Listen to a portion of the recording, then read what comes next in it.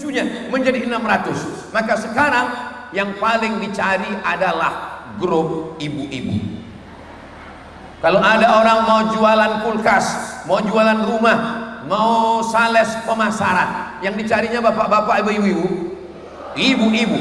Ini udah mau dekat pilkada, yang dicari bapak-bapak, ibu-ibu.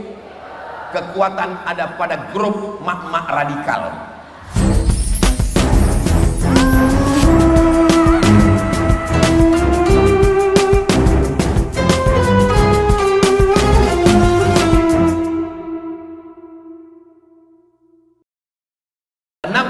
Ini sampai hari kiamat tidak akan binasa, insya Allah.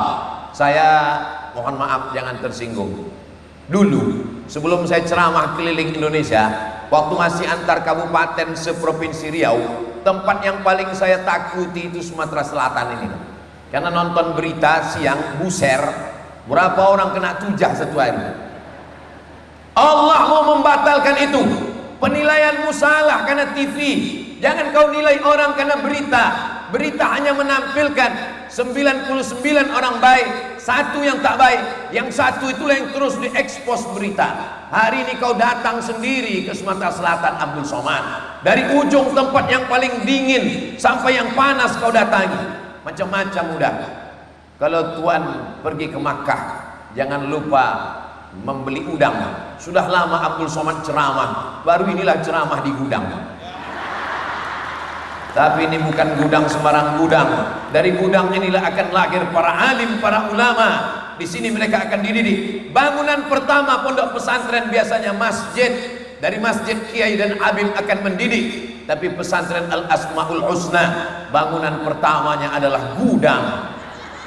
Dan orang yang pernah membangun, mewakafkan gudang ini, kalau dia masih hidup diberkahi Allah hidupnya insya Allah. Kalau dia sudah meninggal dunia, maka lapang kuburnya insya Allah. Tadi sudah ada yang berwakaf. Ibu-ibu kemari dimudahkan ada bis. Saya tadi lama juga berpikir, naik apa ibu-ibu ini kemari? Mobil tak terlalu banyak. Apa mungkin numpang truk? Rupanya ada kebaikan hati Pak Gubernur. Dari mana dana didapat?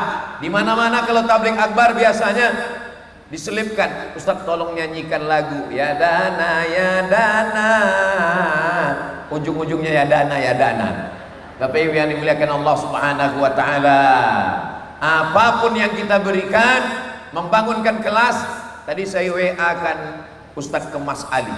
Ustaz Kemas Ali, kalau tanah itu sempit macam di tempat saya, tak bisa bangunannya ke samping, terpaksa bangunannya ke atas. Bangunan ke atas itu modalnya besar. Setiap lantai mesti ada besi dan semen.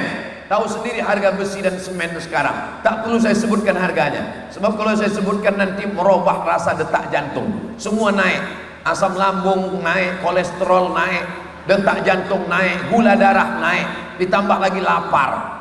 Ini kenapa Ustaz Somad ini bersemangat sekali? Ini campur ini antara semangat dan lapar ini Bapak Ibu. Habis ini khutbah lagi nanti.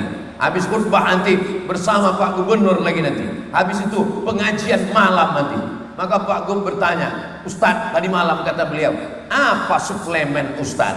Apa minuman dan makanan Ustaz? Makanan dan minumannya tetap biasa. Yang luar biasa itu adalah doa-doa dari ibu-ibu yang solehah-solehah. Saya kalau ceramah kepada 1000 laki-laki, yang mendengarkan ceramah saya itu hanya 500 orang. Yang bisa menangkap hanya tinggal 400 orang. Yang bisa mengingat sampai pulang hanya tinggal 200 orang. Yang didengar oleh istrinya cuma tinggal 100 orang. Yang mau mengamalkannya hanya tinggal 50 orang. Itu kalau berceramah ke laki-laki. Tapi kalau berceramah ke ibu-ibu, ibu-ibunya 100 orang, pulang ke rumah jadi 200 karena didengar suaminya.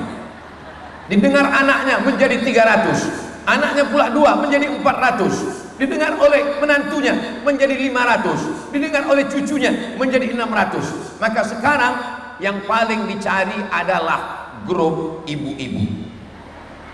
Kalau ada orang mau jualan kulkas, mau jualan rumah, mau sales pemasaran, yang dicarinya bapak-bapak, ibu-ibu, ibu-ibu. Ini udah mau dekat pilkada, yang dicari bapak-bapak, ibu-ibu. Kekuatan ada pada grup mak-mak radikal. Bapak Ibu yang dimuliakan Allah Subhanahu wa taala, kalau sudah ibu mengizinkan anaknya tinggal di pesantren, insya Allah. Batasan yang pertama, pesantren Asmaul Husna di sebelah masjidnya tanah wakaf juga 1 hektar. Nanti kita sholat Jumat ke sana insya Allah. Tapi yang perlu dijelaskan kedua, putri umur berapa kata Pak Gubernur? Tentu saja langkah pertama adalah usia anak yang bisa tinggal di pesantren. SMP, tamat SD, SMP 3 tahun, SMA 3 tahun. Tapi kemudian ke depan kita mau semua anak pesantren, dari mulai penitipan anak TPA, dari mulai naik ke atas TK PAUD, lalu kemudian SD-nya. Tidak ada yang bisa membentengi anak-anak kita sekarang, yang bisa mengontrol, mengawasi dari mulai bangun tidur sampai tidur lagi. Yang bisa itu pondok pesantren. Saya tak sanggup mengawasi anak-anak keponakan saya, maka keponakan saya tamat SD, saya mengantarnya ke pesantren, saya mencarikan pesantrennya, saya mengarahkannya. Libur hari Sabtu, hari Ahad, sebelum masuk pendaftaran baru, bawa dulu jalan-jalan, tengokkan dia. Tak bisa kita main paksa, kemudian itu dirayu-rayu. Ini kebetulan hari libur, pulang dia beberapa hari yang kemarin. Saya jumpai, jangan dengan emaknya, dengan ayahnya, ajak anaknya berkeliling. Gimana di pesantren? Alhamdulillah, masih tahan lagi, masih insya Allah. Ini masih ada 3 tahun lagi baru tamat SMA, insya Allah tahan. SMP 3 tahun, SMA 3 tahun. Kalau sudah selesai SMA, dia kuliah, dia sudah mulai agak kuat insya Allah. Ini tanaman-tanaman yang hijau ini tidak bisa langsung ditanam di tengah hutan. Dia akan mati dipukul angin, akarnya belum kuat. Tapi kalau kecil begini, dia mesti di dalam pot dulu, dirawat. Ini rentan, akarnya dimakan ulat, datang pula pucuknya.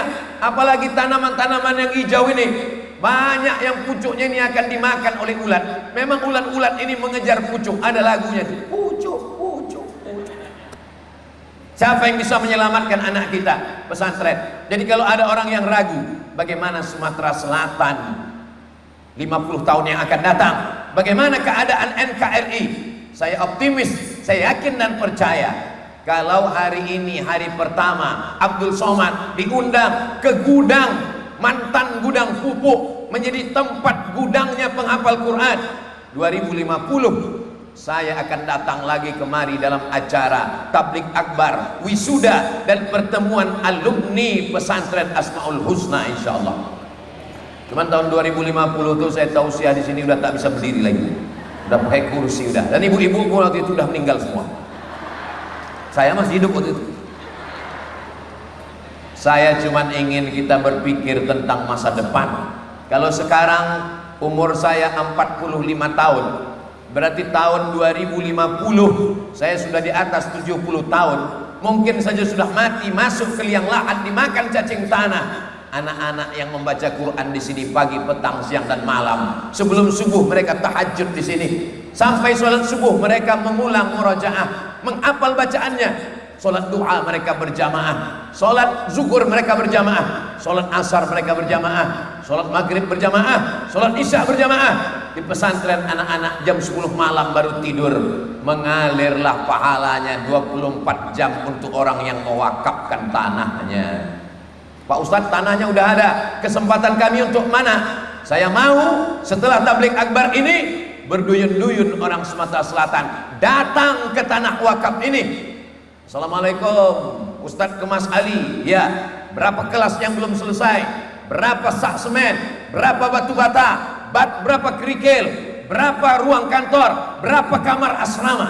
Saya mau setelah ini saya pulang, Ustadz ke Mas Ali menelpon. Assalamualaikum Ustadz Somad. Waalaikumsalam. Alhamdulillah, setelah tabligh akbar kemarin berdatangan orang Sumatera Selatan. Ada yang bertanya berapa kelas, ada yang bertanya berapa kamar asrama, ada yang bertanya berapa sak semen. Mereka datang mau bantu? Enggak, tanya aja Pak Ustaz. Dicari duit, pergi pagi, pulang petang, peras keringat, banting tulang, kaki jadi kepala, kepala jadi kaki, dibelikan ke cincin, dibelikan ke gelang, dibelikan ke rantai, tapi semuanya hilang. tak bermakna. Mobil yang mahal, ketika kita meninggal dunia, seminggu setelah itu anak cucu menantu pun akan membawa STNK BPKB ke kantor Samsat.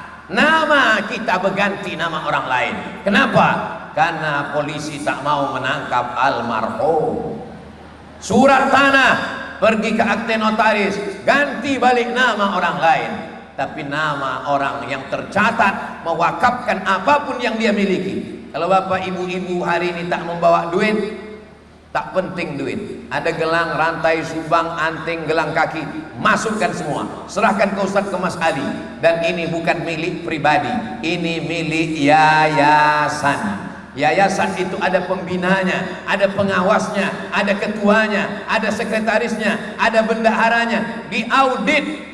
Dan di sini ada 17 lebih para ustadz maspura dari berbagai macam pondok pesantren. Ada Ustadz Somad datang 6 bulan sekali, akan singgah kemari kalau dibawa Ustadz ke Mas Ali. Bapak Ibu yang dimuliakan Allah Subhanahu wa taala, maka inilah yang kita cari dalam hidup ini. Apa yang mau kita cari? Berjalan di atas tanah, pergi ke sana kemari, diciptakan dari tanah, berjalan di atas tanah, berceramah di atas tanah, berkantor di atas tanah. Saat mati akan masuk ke lubang tanah, akan dimakan cacing tanah. Kita akan menghadap Allah Subhanahu wa taala. Yatsma'ul mayyita salasun, yang mengiringi mayat ke liang lahat itu cuma 3. Yang pertama, maluhu, hartanya, mobil yang mahal mengiringi ke liang lahat tapi hanya sampai ke pelataran parkir. Yang kedua, ahluhu, anak cucu menantu kawan sahabat mengiring tapi hanya sampai ke pintu liang lahat. Lama hidup banyak dirasa, jauh berjalan banyak ditengok. Saya berapa kali menghadiri pemakaman, menangis istrinya di tepi liang lahat. Abah, aku mau masuk ke dalam. Datanglah Ustadz melarang, jangan masuk, jangan masuk. Saya tak pernah melarang ibu-ibu yang menangis di tepi kubur mau masuk. Saya cuma mau nengok, betul tak dia mau masuk? Mohon maaf ibu, jangan tersinggung di siang Ramadan. Boleh saya bertanya? Boleh. Kalau bapak meninggal, ibu mau masuk ke dalam? Jelas Pak. Yang kita bawa mati adalah 2-3 sak semen, batu bata, besi, kerikil. Karena tanah ini luas, insya Allah dana pembangunannya tak begitu besar. Kenapa? Karena dia tak perlu berlantai-lantai ke atas, tidak perlu semen cor yang banyak, cukup 1 lantai, kelas 1 lantai, asrama 1 lantai. Rukun-rukunnya yang pertama mesti ada dulu. Masjid, alhamdulillah masjid sudah ada. Ruang pertemuan yang bisa menampung 500 orang sudah ada. Ini disulap kun fayakun, gudang jadi tempat pertemuan. Bahkan sudah dipakai dalam waktu yang penuh dengan keberkahan. Tinggal lagi asrama dan kelas. Ibu-ibu siap mensupport asrama dan kelas? Dari bunyinya saya yakin siap. Kenapa tak kuat suaranya? Lapar Pak Ustaz. Nanti habis berbuka kalau ditanya siap, siap kata dia insya Allah. Allahu Akbar. Tadi saya dipesan Habib Mahdi, Ustadz Somad sampai jam 12 kurang 10 karena kita akan persiapan sholat Jumat. Ustadz hanya menyampaikan 30 menit saja. Ustadz Somad biasa tausiah 60 menit. Khusus bulan Ramadan diskon setengah 50%. Sudah sampai jam 12 kurang 10 kita siap-siap sholat Jumat. Ibu tak usah sibuk masak makan siang karena kami musafir, kami akan lanjut pergi. Terima kasih segala perhatian, mohon maaf segala kesilapan dan kekhilafan. Saya perlu support dari Bapak Ibu semua sehingga pondok pesantren ini berjaya di masa akan datang. Bukan untuk Abdul Somad, bukan untuk Ustadz Kemas Ali, bukan untuk Mas Pura, tapi untuk umat dan bangsa di masa akan datang. Terima kasih segala perhatian, mohon maaf atas segala kesilapan dan kekhilafan. Aqulu qauli hadza astaghfirullah li wa lakum. Wassalamualaikum warahmatullahi wabarakatuh.